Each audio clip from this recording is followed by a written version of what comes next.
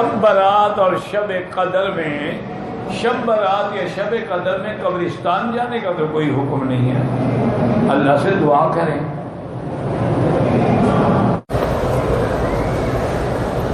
شب برات میں کوئی صحیح حدیث مبارک میں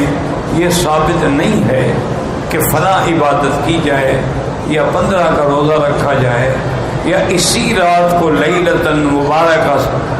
جو قرآن میں ہے وہ سمجھا جائے کہ اس میں رزق تقسیم ہوتا ہے اور لکھا جاتا ہے۔ یہ تو لیلۃ القدر کے خصائص ہیں، لیکن بہت سارے علماء، محدثین، مجتہدین، اولیاء اللہ بہرحال اس رات میں خصوصی طور پہ عبادت کرتے ہیں۔ آپ بھی کریں، عمرہ کریں، طواف کریں، صفا نفل پڑھیں، قرآن پڑھیں، لیکن یہ رکھنا کہ اس میں سب کچھ تقسیم ہو رہا ہے اور یہ اللہ کا حکم ہی نہیں۔ شب برات کے دن 3 نمازیں، بالکل کوئی نماز کا، یہ لوگوں نے نمازیں بنائی ہیں، نماز کوئی کی نہیں، خاص کوئی حکم نہیں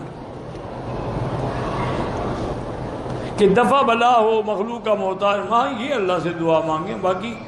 کوئی خاص نماز مقرر ہو وہ نہیں۔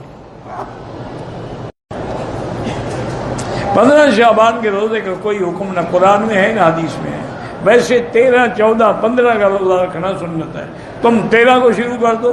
13، 14، 15 رکھ لو، 15 بھی آ جائے گی۔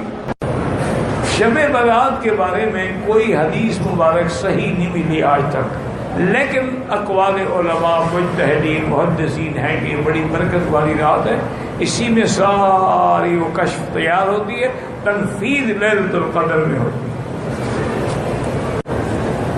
شب معراج کے دن کا روزہ رکھنا کوئی حکم نہیں،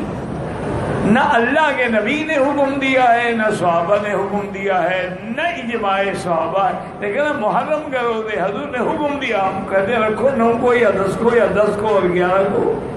لیکن رجبی کا روزہ یا معراج کے روزے یہ لوگوں نے خود بنائے ہیں ماشاءاللہ۔